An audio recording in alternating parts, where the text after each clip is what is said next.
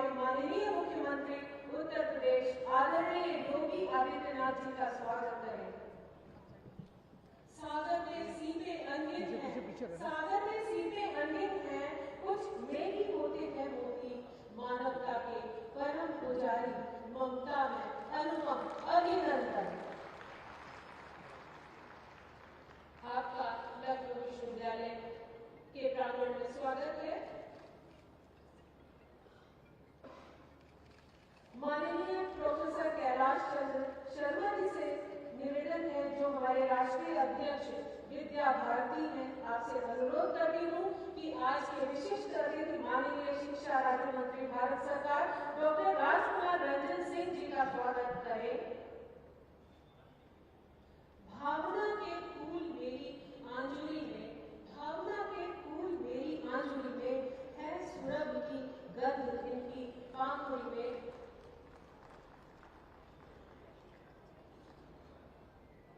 आपका स्वागत है, अभिनंदन है, वंदन है।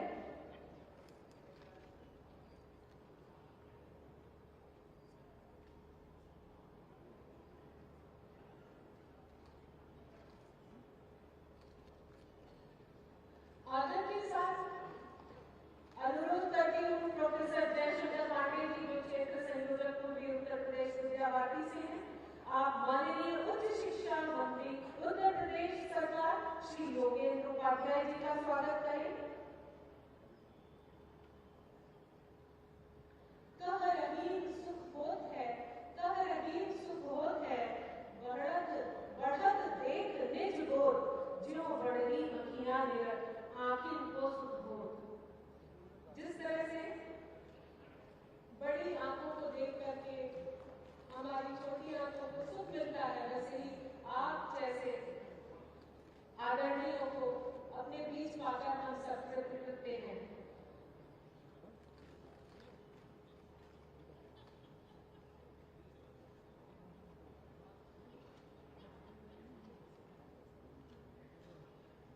प्रोफेसर रजनी रंजन जी से अनुरोध है, जो प्रांत अध्यक्ष अवध प्रांत है विद्या भारती के, आप माननीय उच्च शिक्षा राज्य मंत्री उत्तर प्रदेश सरकार श्रीमती रजनी तिवारी जी का स्वागत अंगवस्त्र से करें।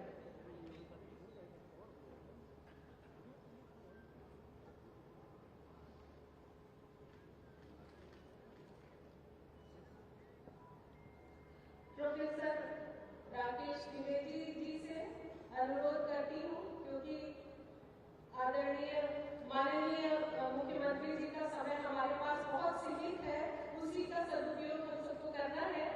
राकेश द्विवेदी जी से अनुरोध है कि आप राष्ट्रीय अध्यक्ष विद्या भारती उच्च शिक्षा संस्थान प्रोफेसर कैलाश चंद्र शर्मा जी का स्वागत करें।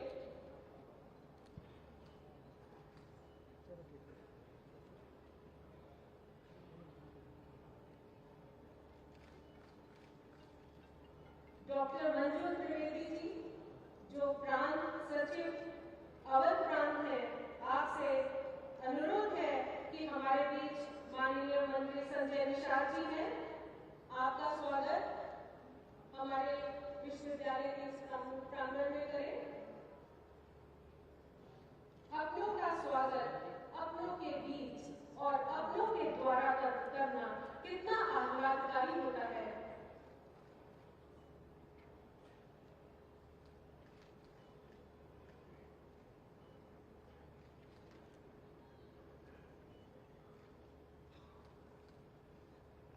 अनंत है जोश, अनंत उमंग, नया कुछ कर दिखाना है, करे संकल्प इस जग को पुनः सत्युग बनाना है।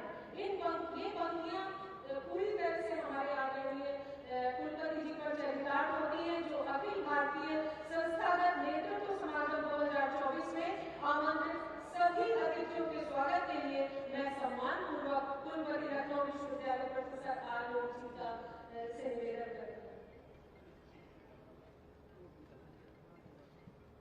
अखिल भारतीय संस्थागत नेतृत्व समागम के उद्घाटन कार्यक्रम के मुख्य अतिथि उत्तर प्रदेश राज्य के कुशल, कर्मठ और कर्तव्यनिष्ठ मुख्यमंत्री श्री योगी आदित्यनाथ जी, माननीय शिक्षा राज्य मंत्री भारत सरकार श्री राजकुमार रंजन सिंह जी, हमारे प्रदेश के माननीय उच्च शिक्षा मंत्री श्री योगेंद्र उपाध्याय जी, माननीय उच्च शिक्षा राज्य मंत्री उत्तर प्रदेश सरकार श्रीमती रजनी तिवारी जी, विद्या भारती उच्च शिक्षा संस्थान के राष्ट्रीय अध्यक्ष प्रोफेसर कैलाश सिंह शर्मा जी, मंच पर उपस्थित honourable cabinet minister Shri Sanjay Nishad ji, सभागार में स्थित श्री स्वतंत्र सिंह जी तथा सभागार में उपस्थित देश के विभिन्न प्रदेशों से पधारे माननीय कुलपतिगण, IITs, NITs, IIMs के निदेशकगण, राज्य सरकार के सम्मानित जनप्रतिनिधिगण, उच्च शिक्षा विभाग उत्तर प्रदेश के सम्मानित अधिकारीगण, विद्या भारती उच्च शिक्षा संस्थान के समस्त सम्मानित पदाधिकारीगण,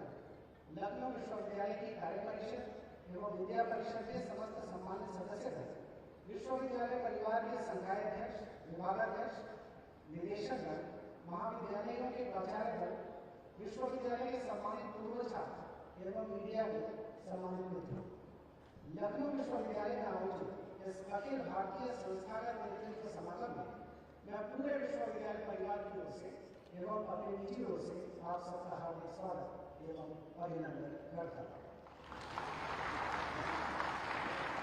मैं विशेष स्वागत करता हूँ हमारे प्रदेश के माननीय मुख्यमंत्री जी का, जो प्रदेश की उच्च शिक्षा के उच्च मानक स्थापित करने के लिए सतत कटिबद्ध है। माननीय मुख्यमंत्री जी प्रदेश की उच्च शिक्षा की नीतियों को संपूर्णता में सृजन पर बल देते हैं ताकि संस्थाओं की विशिष्टता भी रहे एवं उनकी विविधता भी बनी रहे। आज इसी का परिणाम है कि उत्तर प्रदेश की उच्च शिक्षा राष्ट्रीय शिक्षा नीति 2020 का अनुपालन हो अथवा रैंकिंग एवं एक्रेडिटेशन का विषय संपूर्ण राष्ट्र में अपनी उपलब्धियों की वजह से व्यापक विमर्श का विषय बन रही है। मैं स्वागत करता हूं हमारे अति विशिष्ट अतिथि माननीय मंत्री श्री राजकुमार रंजन सिंह जी का, जो स्वयं में प्रोफेसर एवं शैक्षणिक प्रशासक रहे हैं। आप अपने अनुभव, मेधा व प्रतिभा से उच्च शिक्षा की जटिलताओं को बखूबी समझकर उनके दीर्घकालिक समाधान की प्रक्रिया में सतत सक्रिय हैं। इस उद्घाटन समारोह के विशिष्ट अतिथि माननीय उच्च शिक्षा मंत्री उत्तर प्रदेश सरकार श्री योगेंद्र उपाध्याय जी का हार्दिक स्वागत एवं अभिनंदन करता हूँ। मैं साथ ही स्वागत करता हूँ हमारी अत्यंत मृदुभाषी, विदुषी एवं रचनात्मक कौशल से परिपूर्ण राज्य मंत्री श्रीमती रजनी तिवारी जी का, जिनके प्रयासों से प्रदेश की उच्च शिक्षा को नए प्रतिमान हासिल होंगे ऐसा हम सबका विश्वास है। इस उद्घाटन सत्र में उपस्थित उत्तर प्रदेश सरकार के honourable cabinet ministers, state ministers और दूसरे जनप्रतिनिधिगणों का भी मैं स्वागत करता हूं। इस कार्यक्रम में उपस्थित देश की उच्च शिक्षा से जुड़े उन सभी नियंताओं का भी मैं स्वागत करता हूं, जो इस कार्यक्रम की उपादेयता को बलवती करने में अपना सहयोग और योगदान देने के लिए इस 103 वर्ष पुराने विश्वविद्यालय में आ चुके हैं या आ रहे हैं, जिनमें प्रख्यात चिंतक एवं विचारक माननीय doctor Krishna Gopal ji, chairman UGC, chairman AICTE, chairman NETF, director NAAC, chairman Bharatiya Bhasha Samiti, secretary general national human rights commission इत्यादि प्रमुख लोग। स्वामी विवेकानंद जी ने कहा था कि शिक्षा का प्रथम उद्देश्य अंतर्निहित पूर्णता को प्राप्त करना है। किसी देश की महानता केवल उसके संसदीय कामों से नहीं होती, अपितु उसके नागरिकों की महानता से होती है। पर नागरिकों को महान बनाने के लिए उनका आध्यात्मिक विकास परम आवश्यक है। गुरुदेव रविन्द्रनाथ टैगोर ने कहा कि शिक्षा वह नहीं जो सिर्फ जानकारी है, अपितु शिक्षा वह है जो वातावरण के साथ हम सबको सह अस्तित्व में रखे। इसके निमित्त शिक्षा, शिक्षक एवं शिक्षण संस्थानों की भूमिका विशेष महत्व की हो जाती है। महात्मा गांधी का शिक्षा का दर्शन आइडियलिज्म, नेचुरलिज्म और प्रैग्मेटिज्म पर आधारित था। उन्होंने छात्रों के सर्वांगीण विकास के साथ आत्मज्ञान को शिक्षा के माध्यम से प्राप्ति का मार्ग बताया। राष्ट्रीय शिक्षा नीति 2020 एक्सेस, इक्विटी एंड क्वालिटी के मूल सिद्धांत पर आधारित है। तमिल भाषा के महाकवि सुब्रमण्यम भारती ने access to education for all का बल दिया। राजा राम मोहन रॉय तथा ईश्वर चंद्र विद्यासागर ने उच्च शिक्षा में एक्सेस को विस्तार देने पर काफी कार्य किया। आज इस अवसर पर मुझे गुरु वशिष्ठ का वो उपदेश याद आ रहा है, जहाँ वह प्रभु श्री राम से कहते हैं, ज्ञानवानेव सुखवान, ज्ञानवानेव जीवति, ज्ञानवानेव बलवान, तस्मात् ज्ञानमयो भव। ज्ञानी व्यक्ति ही सुखी, वही वास्तव में जीता है जो ज्ञानी है, वह बलवान है, इसलिए तुम ज्ञानी हो। शिक्षा के साथ ही शिक्षण संस्थाओं की भूमिका पर विमर्श भी अति आवश्यक है। बदलती पारिस्थितिकी के दृष्टिगत शिक्षण संस्थानों की भूमिका में क्या बदलाव हो और यह बदलाव कैसे हो, यह विमर्श भी अत्यंत महत्व का है। शिक्षण संस्थानों का सृजन साहस, सहयोग, समर्पण, सहिष्णुता और स्वतंत्रता से संभव होता है। शिक्षण संस्थाओं की अपनी संस्कृति और प्रकृति होती है। महान शिक्षण संस्थाओं का सृजन एक दीर्घकालिक प्रक्रिया है और संस्कृतियों का सृजन परिस्थिति, परिवेश और पारिस्थितिकी पर आधारित होता है। अतः संस्थाओं एवं संस्कृतियों को काल में बांधना उचित नहीं है, उसको संपूर्णता में देखना आवश्यक है। शिक्षण संस्थानों की भूमिका मात्र पाठ्यक्रम पढ़ने तक सीमित न रहकर समाजोन्मुखी और जनोपयोगी भी है। इसलिए शिक्षा, शिक्षण और संस्था की संस्कृति और प्रकृति में बड़ा बदलाव होता है। संस्थाओं के लिए देखना महत्वपूर्ण है कि क्या वो इस बदलते समय के साथ होने वाले बदलावों के लिए तैयार है।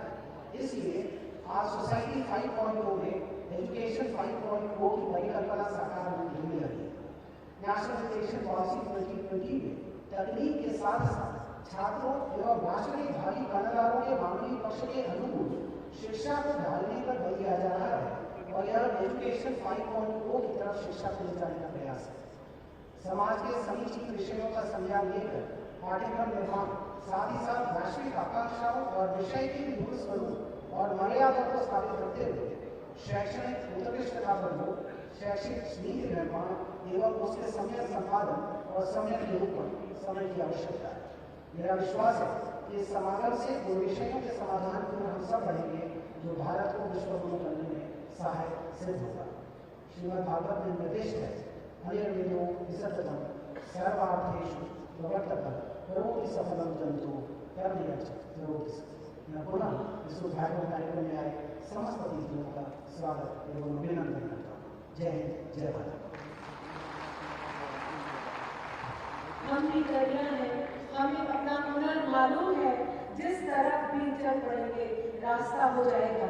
अखिल भारतीय संस्थागत नेतृत्व समागम 2024 के संबंध में आरंभिक वक्तव्य हेतु मैं राष्ट्रीय अध्यक्ष विद्या भारती उच्च शिक्षा संस्थान प्रोफेसर कैलाश चंद्र शर्मा जी से सादर अनुरोध करती हूँ कि वे आए।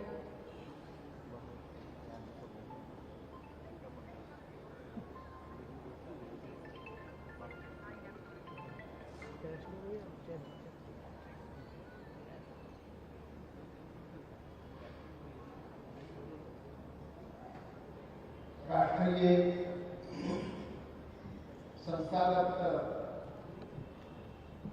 नेतृत्वकर्ताओं के इस 2 दिवसीय सम्मेलन के पूर्व संध्या पर आज उद्घाटन सत्र में हमारे मध्य उपस्थित परम श्रद्धेय उत्तर प्रदेश सरकार के मुख्यमंत्री माननीय योगी आदित्यनाथ जी, उनके नेतृत्व में उत्तर प्रदेश को शिक्षा की दिशा देने के लिए और शिक्षा के सब विषयों को ठीक करने के लिए शिक्षा के आदरणीय मंत्री श्री योगेंद्र उपाध्याय जी एवं श्रीमती रजनी तिवारी जी और संपूर्ण देश की शिक्षा और विदेश नीतियों के संबंध में भारत सरकार के राज्य मंत्री डॉक्टर राजकुमार रंजन सिंह जी, मान्यवर संजय निषाद जी, इस विश्वविद्यालय के कुलपति प्रोफेसर आलोक राय जी, सभागृह में उपस्थित शासन से जुड़े हुए सभी आदरणीय मंत्रीगण, अधिकारीगण, इस सम्मिट में सहभागी बने सभी देश के विश्वविद्यालयों के कुलपति, निदेशक, प्राचार्य, शिक्षकगण, प्रबुद्धजन, उपस्थित सभी प्राध्यापक और छात्र छात्राएं, ये विद्या भारती शिक्षा संस्थान और लखनऊ विश्वविद्यालय के द्वारा आयोजित संस्थाओं के, उच्च शिक्षा संस्थाओं के जो नेतृत्व करता है, उनका ये दूसरा सम्मेलन है। पहला सम्मेलन गत वर्ष इंदौर में आयोजित हुआ था। ये सम्मेलन इस वर्ष लखनऊ में आयोजित हो रहा है। विद्या भारती शिक्षा संस्थान और देश में जो एक मानकों की दृष्टि से उच्चतम स्तर पे मानक प्राप्त A++ ग्रेड के विश्वविद्यालय लखनऊ, इसके द्वारा ये आयोजित हो रहा है। आप सब लोग को इस बात से भलीभांति परिचित है कि विद्या भारती का जो प्रारंभ था वो माननीय मुख्यमंत्री जी की पूर्व की कर्मस्थली गोरखपुर में एक सामान्य शिशु मंदिर के द्वारा प्रारंभ हुआ था और धीरे धीरे उसने अखिल भारतीय स्वरूप लिया और गत 73-74 वर्षों में देश भर में लगभग 13,000 विद्यालय, लगभग 33-34 लाख छात्रों को परिसरों में पढ़ाते हुए आज देश का एक स्कूल शिक्षा में सर्वोत्तम स्थान प्राप्त ये संस्थान है। 2018 से इस संस्थान ने विद्या भारती उच्च शिक्षा संस्थान की स्थापना की और जो विद्या भारती के सिद्धांत, विद्या भारती के जो शिक्षा के प्रति दर्शन और विद्या भारती के द्वारा प्रयोग में लाई हुई अनूठी समग्र और सर्वांगीण विकास की जो कार्य पद्धति है, शिक्षण पद्धति है, जिसको पंचकोशात्मक विकास की पद्धति कहते हैं, इन विषयों को उच्च शिक्षा में भी लागू होना चाहिए। इस उद्देश्य को लेकर के विद्या भारती उच्च शिक्षा संस्थान की स्थापना हुई थी और इसी बीच में राष्ट्रीय शिक्षा नीति 2020 इसका अवतरण हुआ और जो सिद्धांत विद्या भारती ने लेकर के चले, जो भारतीय शिक्षा दर्शन के अनुकूल थे और हम सब लोग जानते हैं महामना मदन मोहन मालवीय जैसे एक अद्भुत ऐसे शिक्षाविद, उनके द्वारा भी जो प्रतिमान बताए गए थे शिक्षा दर्शन के, वो सब इस शिक्षा नीति में समाहित हुए हैं और इसलिए हम सब लोग मिलकर के इस शिक्षा नीति को ठीक से क्रियान्वित करें। इसकी दृष्टि से यह आवश्यक समझा गया कि जो नीति में विषय आए हैं, जो कुल मिलाकर के देश की शिक्षा को वास्तव में भारतीय शिक्षा इसके रूप में बदलने वाले हैं, इसके क्रियान्वयन के लिए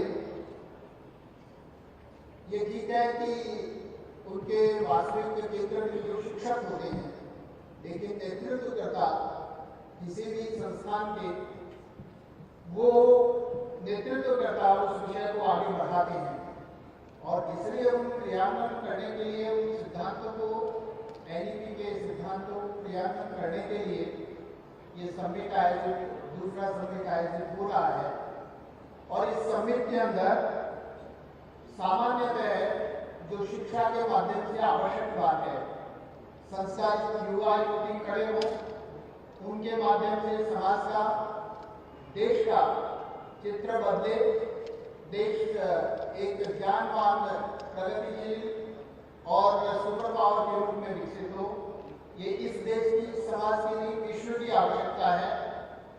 इस बात को करने के लिए संस्थाएं ये शिक्षा नीति को क्रियान्वित करें, आने वाली बाधाओं को, कठिनाइयों को दूर करें, इसके लिए एक दूसरे के साथ में सहयोग करें और ये सहयोग निरंतर चले, सतत चले। प्रक्रिया कुछ समय के लिए नहीं है, ये निरंतर परिसरों में दिखाई दे, जहाँ से सक्षम युवा युवती निरंतर आए और समाज के समर्पित होकर के वो काम करें। और इस दृष्टि से ये जो कल से परसों सायंकाल तक विभिन्न सत्र आयोजित होंगे, उन सभी सत्रों में इन शिक्षा नीति के संबंधित विभिन्न विषयों को और युवा युवती के सर्वांगीण और समग्र विकास की दृष्टि से जो कुछ आवश्यक है, ये सब मिलकर के हमारे शैक्षणिक नेतृत्वकर्ता उस पर विचार करेंगे और उस पर एक डिक्लेरेशन भी अंत में जाहिर करेंगे जो देश के शिक्षा संस्थान उनको लागू करें। और ये निश्चित रूप से जो सामान्यतः हम कहते हैं, गीता में कहा गया है कि जिस प्रकार से महाजन लोग, नेतृत्वकर्ता लोग, समाज के प्रबुद्ध जन जिस ढंग से आगे बढ़ते हैं, उनके पीछे पीछे बाकी जन चलते हैं, वैसे ही उसी भावना को लेकर के हमारे संस्थानों के नेतृत्वकर्ता इस नीति को लेकर के आगे बढ़ें और समाज की शिक्षा को दिशा दे सके। ये 2 दिन में इस प्रकार की चर्चाओं का आयोजन होने वाला है और इसका उद्घाटन, इस 2 दिन की समिट का उद्घाटन एक राजऋषि के रूप में श्री योगी आदित्यनाथ जी हमारे बीच में आए हैं। मैं उनका हार्दिक आभार व्यक्त करता हूं और अपनी वाणी को विराम देता हूं। धन्यवाद। बहुत बहुत धन्यवाद। आज के हमारे विशिष्ट अतिथि माननीय उच्च शिक्षा मंत्री उत्तर प्रदेश श्री योगेंद्र उपाध्याय जी से अनुरोध है कि आप अपना उद्बोधन एवं मार्गदर्शन प्रदान करें।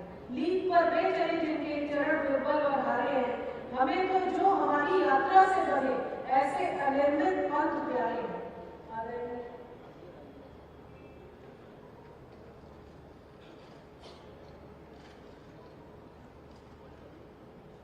मंच पर आसीन आज के इस कार्यक्रम के माननीय मुख्य अतिथि श्रद्धेय योगी आदित्यनाथ जी, हमारे विशिष्ट अतिथि रंजन जी, उत्तर प्रदेश सरकार में राज्य मंत्री शिक्षा उच्च शिक्षा की रजनी जी, संजय निषाद जी, कैलाश चंद जी और मंच से नीचे हमारे विशिष्ट कुछ साथी बैठे हैं। श्रद्धेय स्वतंत्र देव जी, यूजीसी के पूर्व चेयरमैन और माननीय मुख्यमंत्री जी के उच्च शिक्षा सलाहकार डॉक्टर डीपी सिंह जी, हमारे विद्या भारती के राष्ट्रीय संगठन मंत्री के रघुनंदन जी,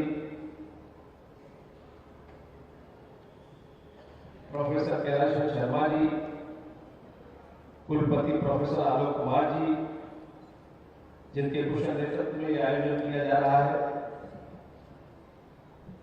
इस आयोजन में संपूर्ण देश के आईआईटी, एनआईटी और ट्रिपल आईटी के निदेशकगण, पूरे देश भर के केंद्रीय और राज्य विश्वविद्यालयों के कुलपतिगण, महाविद्यालयों के प्राचार्यगण, वरिष्ठ आचार्यगण,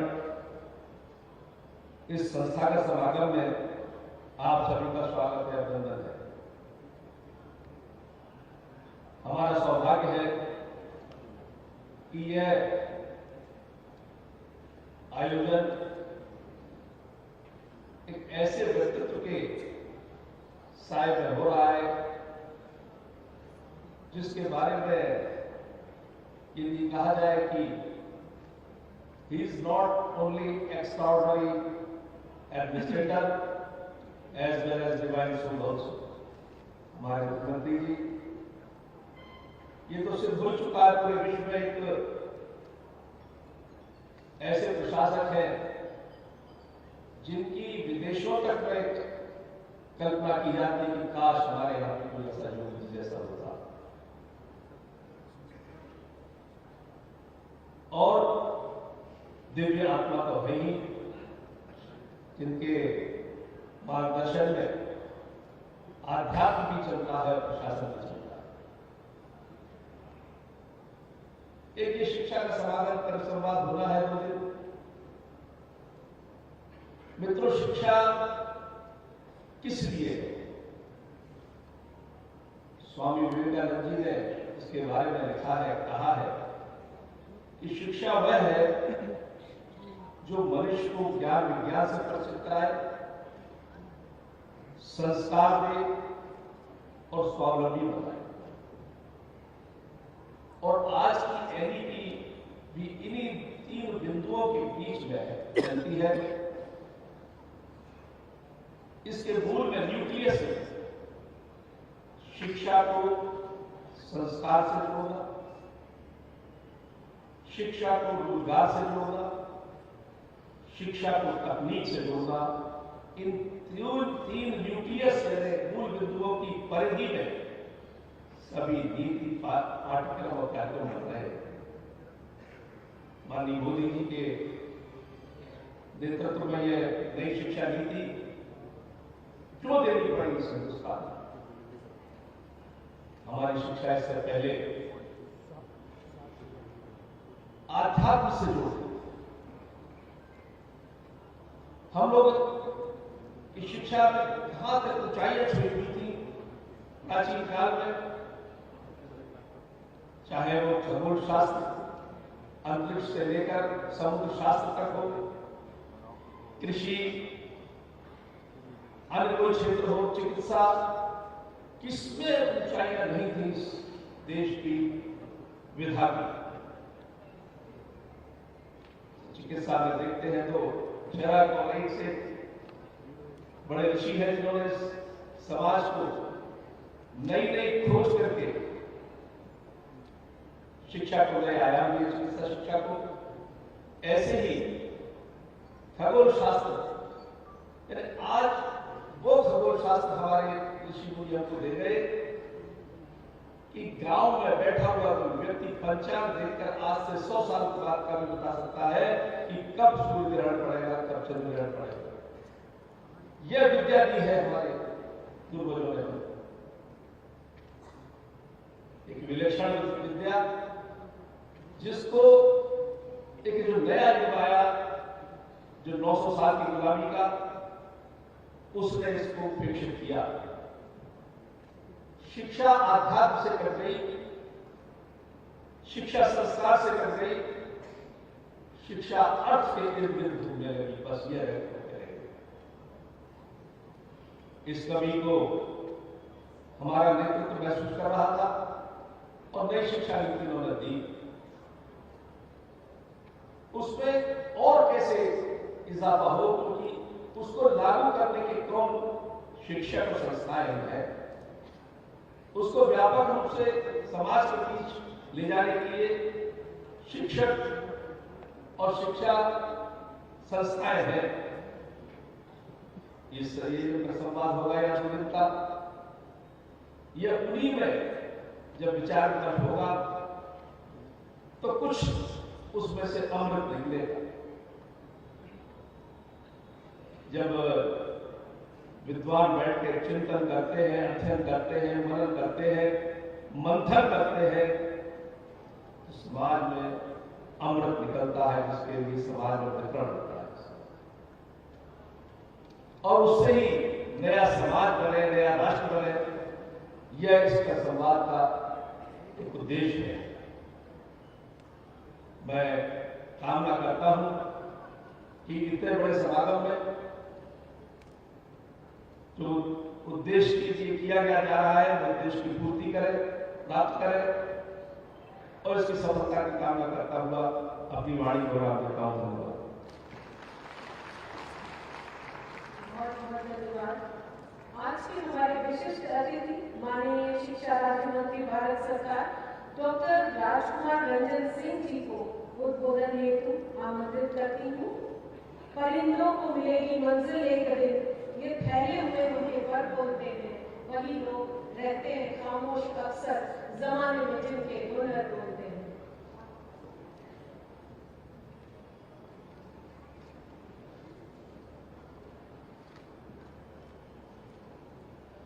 Namaskar.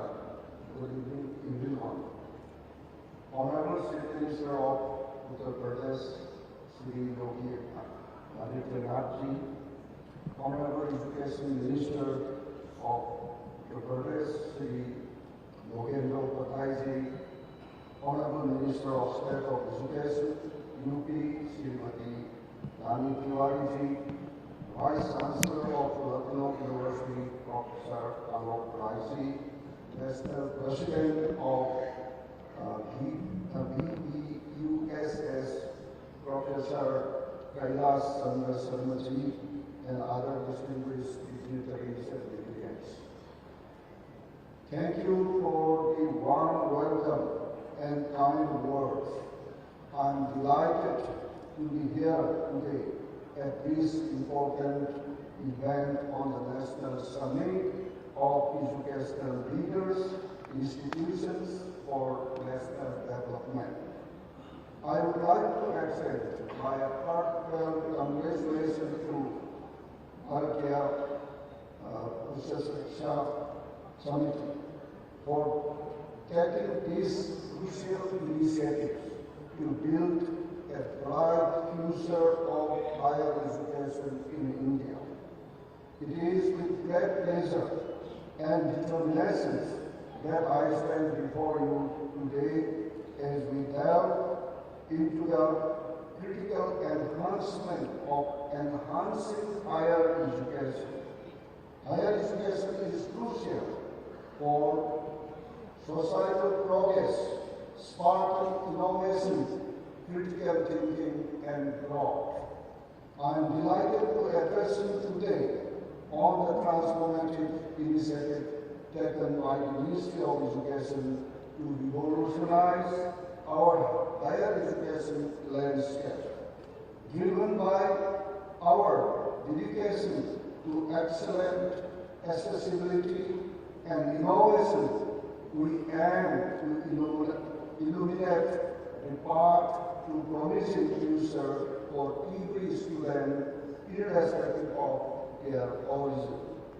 Education, in its essence, is the cornerstone of progress, equipping individuals with the tools to forge meaningful life and contribute to the collective advancement of society. Recognizing the dynamic nature of the global landscape, we have embraced a forward-thinking approach to education that transcends traditional boundaries, advocating for a curriculum that prepares our youth for the challenges and opportunity of the 21st century. At the heart of our transformative agenda, the National Education Policy 2020, a pioneering framework designed to overhaul the Indian educational system. The NEP 2020 is not just a policy document, it is a blueprint for creating an inclusive, knowledge-driven society deeply rooted in Indian ethos, yet boldly passing the frontiers of the fourth industrial revolutions. It envisions an India where every student receives holistic, multidisciplinary education, fostering critical thinking, creativity, and a spirit of innovations, and lead our country to reach Bharat 2047. Understanding the critical role of institutional reforms, we are instituting rigorous accreditation process through the National Assessment and Accreditation Council, alongside introducing performance-based funding and ranking frameworks to spur excellence and accountability among our higher education institutions. A key focus area is enhancing access to higher education, particularly for undeserved communities, through the establishment of scholarship and financial aids programs. We are determined to democratize access to quality education across the country. The promotion of research and innovation is paramount to our agenda. Recognizing the symbolic relationship between education and economic growth, we are fostering a vibrant ecosystem for research through enhanced funding, collaboration with industry and industrial partners, and establishment of state-of-the-art research facilities. In tandem with this reform, skill development and vocational trainings have received significant trust and aligning education with the evolving needs of the job market. Initiatives spearheaded by All India Council for Technical Education are bridging the gap between the academic knowledge and practical skills, ensuring our graduates are well equipped for the challenges of the future. The internationalization of higher education is another critical area of focus. By forging partnerships with STEM foreign universities, encouraging students and faculty exchanges, and promoting international research collaboration, and promoting more facilities on this issue, we aim to enhance the global competitiveness and visibility of Indian higher education. Digital innovation is at the forefront of our mission to make education more accessible and effective. Investment on online learning platforms, digital libraries, and e-governance system is revolutionizing the teaching and learning process, ensuring that high-quality education can reach every corner of our nations. Under the visionary leadership of our Honorable Prime Minister, Shri Narendra Modi ji, we are inspired to harmonize modernity with the rich legacy of India's traditional wisdom. This includes making educational resources available in Indian languages, facilitating a deeper connection with our roots, and promoting bilingualism to enrich our learning experience.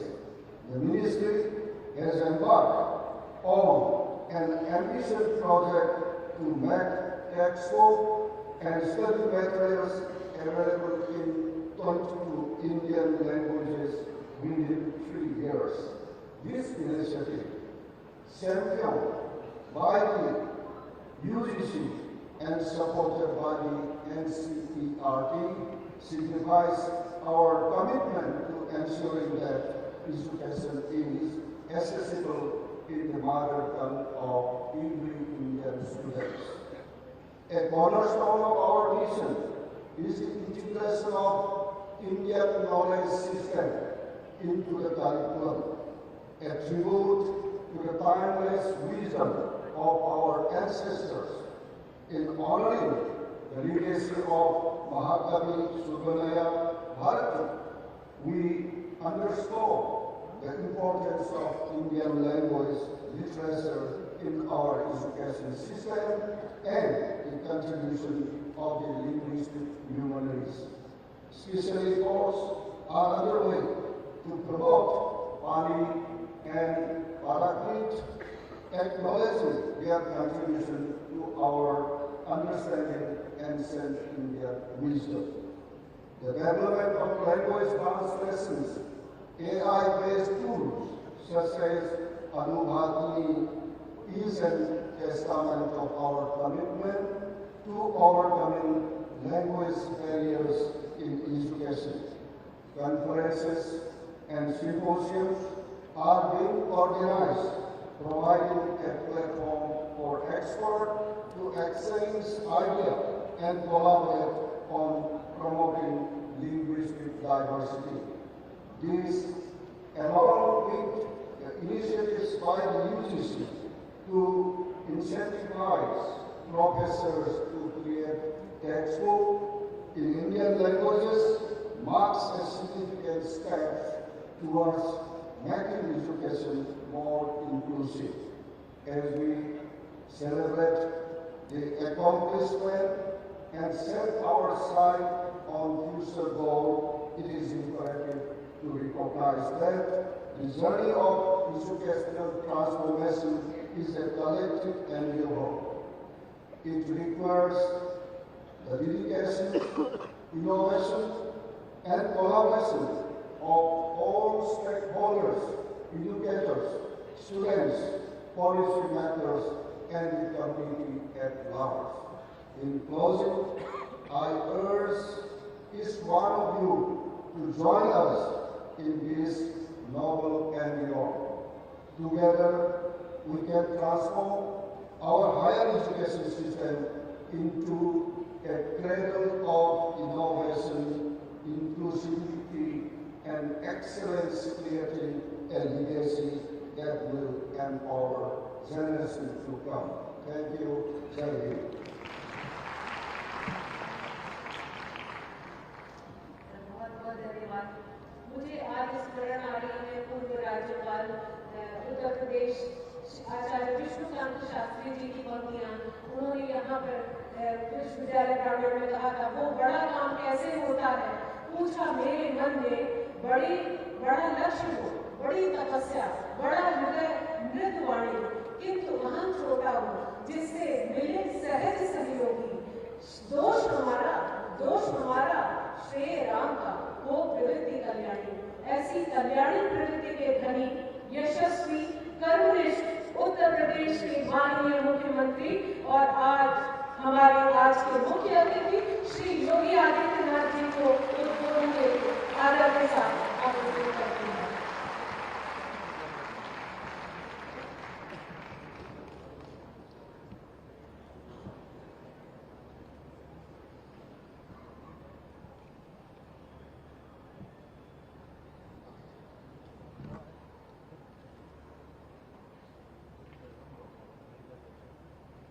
Akhil Bharatiya संस्थागत नेतृत्व समागम के आज के उद्घाटन सत्र में समारोह में अति विशिष्ट अतिथि के रूप में उपस्थित माननीय शिक्षा राज्य मंत्री भारत सरकार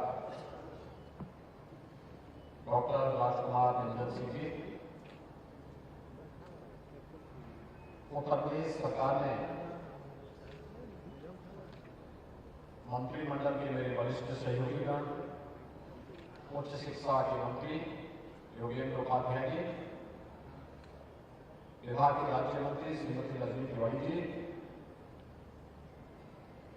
राष्ट्रीय अध्यक्ष विद्या भारती उच्च शिक्षण संस्थान प्रोफेसर कैलाश चंद्र शर्मा जी, प्रदेश सरकार में मंत्रिमंडल के मेरे सहयोगी जल शक्ति मंत्री श्री स्वतंत्र देव सिंह जी, मत्स्य विभाग के मंत्री श्री संजय निषाद जी, शिक्षा सलाहकार प्रोफेसर जीपी सिंह जी, लखनऊ विश्वविद्यालय के कुलपति प्रोफेसर आलोक कुमार राय जी, उच्च शिक्षण संस्थान से जुड़े हुए देश भर के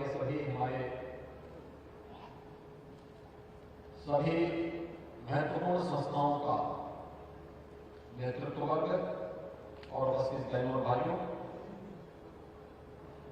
3 दिवसीय इस अखिल भारतीय संस्थागत नेतृत्व समागम समारोह का प्रदेश की राजधानी लखनऊ में आयोजन होना भारत की उस प्राचीन परंपरा का स्मरण हम सबको एक बार पुनः कराता है, जो सदियों पूर्व इसी लखनऊ से 70 किलोमीटर की दूरी पर 88,000 ऋषियों ने मंथन के माध्यम से भारत की वैदिक परंपरा को विधिबद्ध करने का कार्य किया था और वहीं से स्वर टूटे थे कि आनो भद्रा कर्तुमो यन्तु विश्वत, यानी ज्ञान प्राप्त करने के लिए सभी दिशाओं को खुला रखो।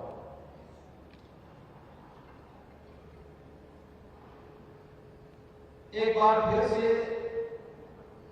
इसकी शुरुआत देश के हृदयस्थल उत्तर प्रदेश में इस अखिल भारतीय संस्थागत नेतृत्व समागम कार्यक्रम के माध्यम से होने जा रहा है। मैं इस समारोह में, इस पूरे त्रिदिवसीय समागम में देश भर से आए हुए आप सभी अतिथियों का, वक्ताओं का, विषय विशेषज्ञों का प्रदेश सरकार की ओर से हृदय से स्वागत करता हूं, अभिनंदन करता हूं।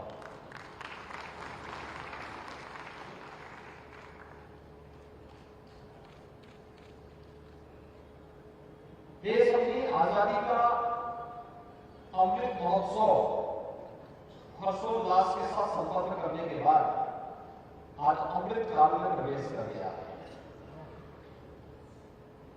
और प्रधानमंत्री मोदी जी ने इस अवसर पर देशवासियों का आह्वान किया कि हमने आजादी का अमृत महोत्सव का आयोजन किया, हम इसमें सहभागी नहीं बने, लेकिन जब देश अपनी आजादी का शताब्दी महोत्सव मना रहा होगा उस समय हमें कैसा भारत चाहिए, कैसा भारत, उस भारत के लिए हमारे स्तर पर क्या योगदान होगा। एक विकसित भारत की परिकल्पना को साकार करने के लिए हर भारतवासी के स्तर पर क्या प्रयास होने चाहिए, उसकी क्या भूमिका होनी चाहिए। और ये केवल देश के नेतृत्व वर्ग का कार्य नहीं है, ये राज्यों का कार्य भी है, जनपदों का भी है, गांवों का भी है और व्यक्ति का भी है। शिक्षण संस्थानों का भी कार्य है। तो जीवन के प्रत्येक क्षेत्र में जो व्यक्ति जहां पे अपनी सेवाएं प्रदान कर रहा है, अगर वह अपने उत्तरदायित्व को देखें और उसको सही ढंग से समझ सके, तो प्रधानमंत्री जी के विजन के अनुरूप 2047 में दुनिया की ताकत भारत को एक विकसित देश के रूप में स्थापित करने से रोक नहीं सकता। परिकल्पना जब हमारे सामने आती है तो केवल आर्थिक शक्ति के रूप में नहीं, अगले 4 वर्ष के अंदर, 3 वर्ष के अंदर भारत दुनिया की तीसरी बड़ी अर्थव्यवस्था बन जाए, कोई संदेह नहीं। लेकिन उन सभी क्षेत्रों में जिसके लिए आज पूरी दुनिया भारत की ओर देख रही है, लीडरशिप बदलने से कैसे लोगों के मन में एक विश्वास पैदा किया जा सकता है। 2014 के भारत, पूर्व के भारत और 2014 के बाद के भारत का अनुभव आप सब कर सकते हैं। 2014 के पूर्व क्या था? भारत के अंदर सामान्य जन के मन में एक अविश्वास का वातावरण था, असमंजस की स्थिति थी। लोग ये नहीं समझ पा रहे थे कि देश जा कहां रहा है। सीमाएं असुरक्षित थी, जिसकी मर्जी आती थी वो घुसपैठ करता था। किसी भी क्षेत्र में कोई दिशा नहीं थी। और दुनिया के अंदर भारत के पासपोर्ट की कोई कीमत नहीं थी, कोई मान्यता नहीं देने को तैयार था। आज एक नेतृत्व किस रूप में भारत के अंदर भी जनविश्वास का प्रतीक बनता है, भारत की सीमाओं को भी सुरक्षित करता है और दुनिया के अंदर भारत का गौरव किस रूप में पुनर्स्थापित करता है। आज प्रधानमंत्री मोदी जी की दुनिया के अंदर होने वाली विजिट को अगर आप देखें, उसकी तुलना करें, तो आज आपको देखने को मिलता होगा कि दुनिया के अंदर भारत के पासपोर्ट का गौरव बढ़ा है, उसका एक कीमत बढ़ी है, लोगों ने उसको मान्यता देना प्रारंभ किया है। प्रवासी भारतीयों के साथ जब संवाद करते हैं तो वे लोग भी इस बात को मानते हैं कि हां, अब हमें सम्मान मिलता है। दुनिया के किसी भी देश में हम जाते हैं या जिन देशों में रह रहे हैं, हमें सम्मान मिलता है। अगर समाज का हर व्यक्ति अपने अपने दायित्वों का निर्वहन अपने अपने क्षेत्र में करने लग जाए, क्यों नहीं हो सकता? प्रधानमंत्री जी ने इसके लिए उस समय हमें पंचप्रण दिए थे, हर देशवासी को। देश को आत्मनिर्भरता के लक्ष्य को प्रदान करने के लिए, एक विकसित भारत की परिकल्पना को साकार करने के लिए हमें कैसे आगे बढ़ाना है, उन्होंने देशवासियों को कहा कि इन 5 बातों को आप अपने जीवन का हिस्सा बना लीजिए, आप देश के प्रति अपनी सेवाओं को देने में सफल हो पाएंगे। यह चूंकि शिक्षण संस्थान से जुड़ा हुआ कार्य है, यह समागम है और इस समागम के माध्यम से हम सबको इस बारे में सोचना होगा। कभी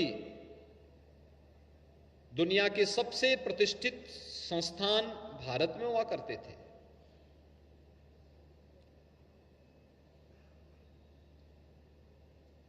मुझे तो बताइए ना कि कौन सा ऐसा देश है और दुनिया का कौन सा ऐसा मत, मजहब या संप्रदाय या सेक्ट है जो अपने 5000 वर्ष पूर्व, 12000 वर्ष पूर्व के किसी गौरवशाली इतिहास को आप सबके सामने या दुनिया के सामने रख सकता हो। आपने अभी 22 जनवरी को प्रधानमंत्री मोदी जी के कर कमलों से अयोध्या में प्रभु श्री रामलला के प्राण प्रतिष्ठा के समारोह को देश ने और दुनिया ने देखा है। त्रेता युग, आज से हजारों वर्ष पुरानी परंपरा, भगवान राम त्रेता के अंत में हुए थे, यानी पूरा त्रेता पीछे है। उससे पहले का युग और भी है और न जाने कितने ऐसे युग बीत चुके हैं, लेकिन हम उस परंपरा के वाहक बने हुए हैं। हमारे पास इतिहास हमारे ग्रंथों के माध्यम से, हमारी श्रवण परंपरा के माध्यम से, हमारे वैदिक परंपरा के माध्यम से, वैदिक ग्रंथों के माध्यम से, हमारे शास्त्रों के माध्यम से, हमारी स्मृतियों के माध्यम से, हमारे पुराणों के माध्यम से हमारे पास मौजूद है। हमने उस परंपरा को उस रूप में आगे बढ़ाने का कार्य कहीं ना कहीं रोक सा दिया, दृष्टिकोण बदला। अपना जो था हमने उस पर गौरव की अनुभूति करने की बजाय उसको हेत से देखा और जो पराय था उसको महत्व देना प्रारंभ किया। यह मानसिकता, यह गुलामी की मानसिकता हमारे मन में इस कदर घर कर गई कि हमने महत्व देना ही बंद कर दिया भारतीयता को। तो परिणाम हमारे सामने उसी रूप में आने थे। आज एक अवसर है आपके पास फिर से भारत के इस गौरव को पुनर्स्थापित करने के लिए शिक्षण संस्थानों को अपनी इस भूमिका के साथ आगे बढ़ना पड़ेगा। शिक्षण संस्थान ये किसी भी स्तर के हों, आखिर उनकी जिम्मेदारी व्यक्ति निर्माण के लिए, उस सोसाइटी के लिए, उस समाज के लिए, उस देश के लिए क्या है? क्या कभी इसके बारे में हमने सोचने का प्रयास किया? हम केवल डिग्री, डिप्लोमा और सर्टिफिकेट वितरण करने तक अपने आप को सीमित कर लिए। कोई नयापन, किसी एक विषय को लेकर के कुछ नई चीज हम दे सकें, नया चिंतन दे सकें, नया तरीका दे सकें, नवाचार को हम बढ़ावा दे सकें, शोध और विकास की नई परिपाटी को हम आगे बढ़ा सकें, इस दिशा में कैसे इसका सरलीकरण करते हुए हम इसको आगे बढ़ा सकें। सरकार कुछ कहती है,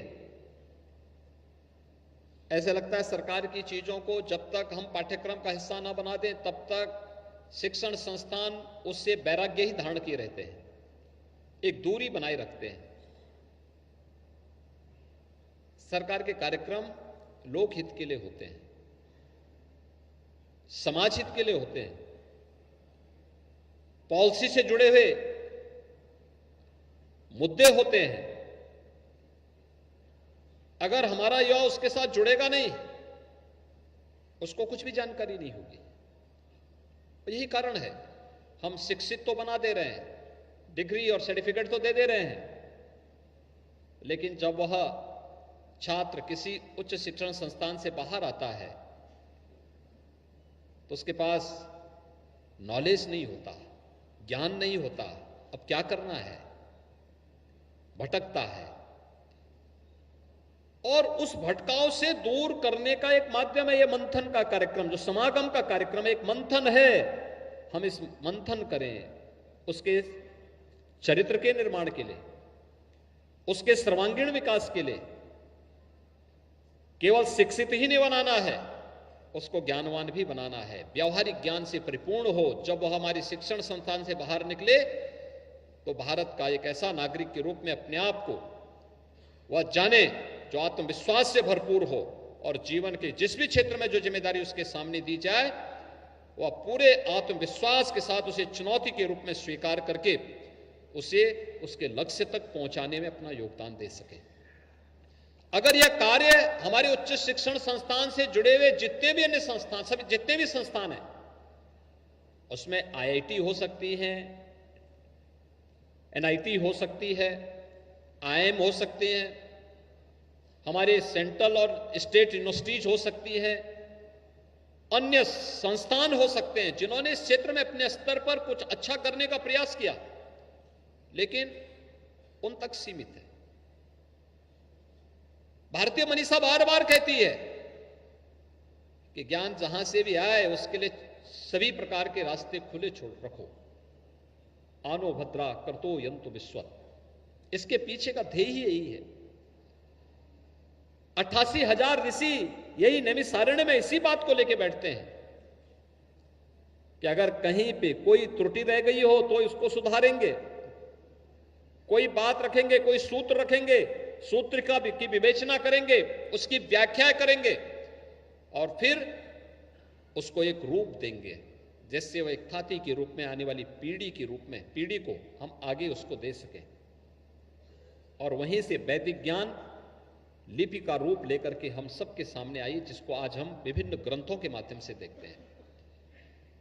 अगर 88,000 ऋषि मुनि उस कालखंड में जब साधन नहीं थे तब नैमिषारण्य में पहुंच जाते हैं, वर्षों रहते हैं, एक दिन दो दिन नहीं,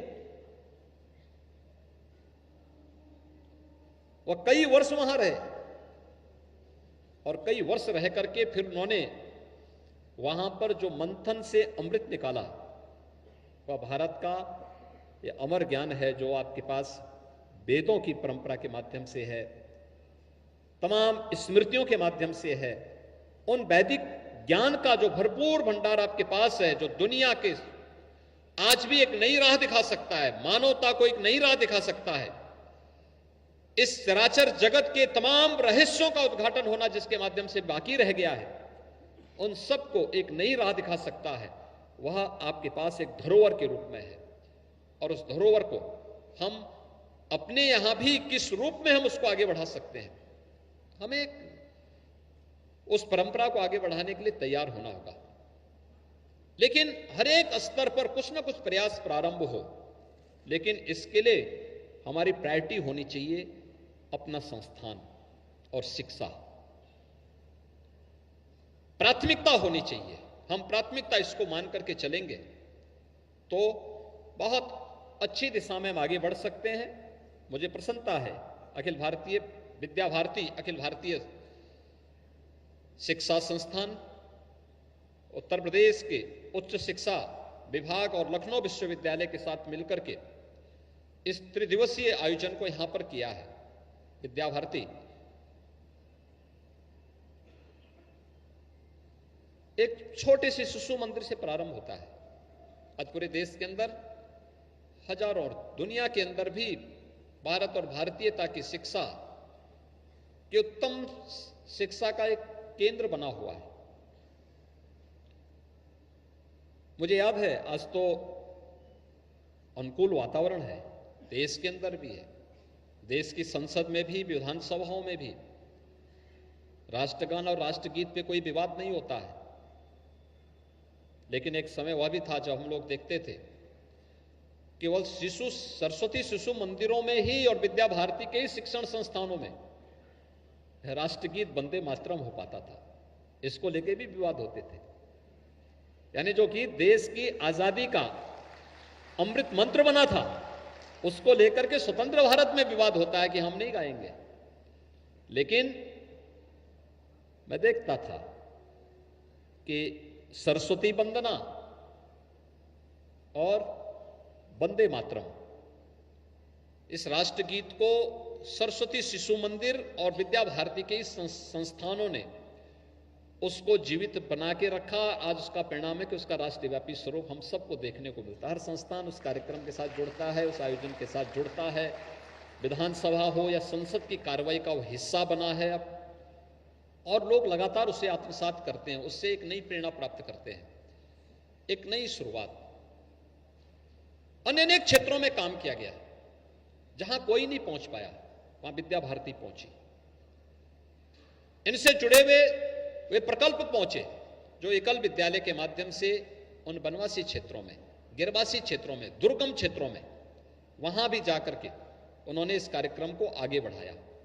एक सामान्य शिक्षण का एक कार्यक्रम था, लेकिन उस शिक्षण के माध्यम से उन्हें राष्ट्र की मुख्य धारा से जोड़ने का काम, सरकार का कोई प्रोत्साहन नहीं, कोई प्रोत्साहन सरकार का नहीं, लेकिन अपने बल पर कि मैं भी इस देश का नागरिक हूं तो मेरी भी जिम्मेदारी बनती है अपने देश के प्रति। केवल इस जिम्मेदारी को निर्वहन करने के लिए विद्या भारती ने राष्ट्रीय स्वयंसेवक संघ के नेतृत्व में, उनके मार्गदर्शन में इस कार्यक्रम को गांव-गांव, जन-जन तक पहुंचाने का कार्य, अभिनव कार्यक्रम किया। और मुझे प्रसन्नता है कि उच्च शिक्षण संस्थान में इस प्रकार का समागम एक नए मंथन की शुरुआत करेगा, जो नए भारत को, विकसित भारत के प्रधानमंत्री मोदी जी के उन संकल्पों को पूरा करने की ओर अग्रसर करने में सहायक होगा। इस त्रिदिवसीय समागम के लिए मैं आप सबको हृदय से बधाई देता हूं, अपनी शुभकामनाएं देता हूं और विश्वास व्यक्त करता हूं कि 3 दिवसीय आपका एक कार्यक्रम, इस समागम का कार्यक्रम कुछ अनमोल रत्नों के साथ बाहर निकल करके उच्च शिक्षण संस्थान को और प्रदेश और देश के उच्च शिक्षण संस्थाओं को एक नई दिशा देने का कार्य करेगा। आपके इस प्रवास के लिए मैं एक बार फिर से आपका अभिनंदन करता हूं और आप सबसे आग्रह करूंगा कि देश के अलग अलग क्षेत्रों से आप आए होंगे, अलग अलग संस्थानों से आए होंगे। आप प्रदेश की राजधानी लखनऊ में तो भ्रमण करिए ही, लेकिन इस समागम के बाद जब अवसर मिले तो नैमिषारण्य और अयोध्या का दर्शन करने के लिए अवश्य आप जाइएगा।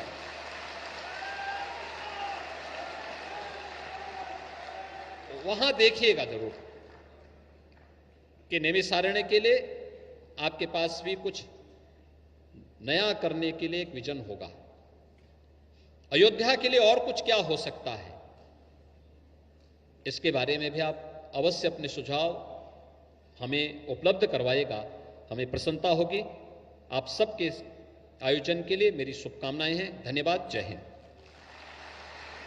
माननीय मुख्यमंत्री जी, आपका निर्देशन एवं प्रेरणा अवश्य ही इस विद्वत समागम के लिए अनंत ऊर्जा का स्रोत होगी, सतत ज्ञान परंपरा को आगे बढ़ाने में महत्वपूर्ण सिद्ध होगी। आपका बहुत बहुत आभार।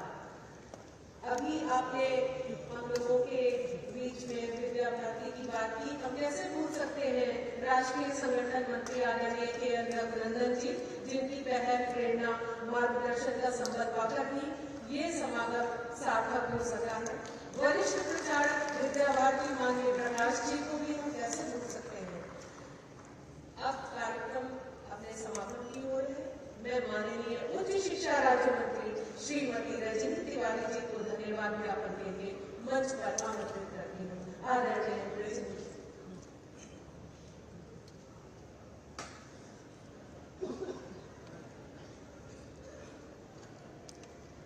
उच्च शिक्षा विभाग उत्तर प्रदेश एवं लखनऊ विश्वविद्यालय के तत्वावधान में लखनऊ विश्वविद्यालय में अखिल भारतीय संस्थागत नेतृत्व समागम 2024 कार्यक्रम में मुख्य रूप से पधारे उत्तर प्रदेश के यशस्वी तेजस्वी मुख्यमंत्री जी, जिन्होंने उत्तर प्रदेश में विकास के नए आयाम बनाने के साथ प्रदेश में बेहतर कानून व्यवस्था देकर उत्तर प्रदेश को एक अलग पहचान दिलाने का काम किया है।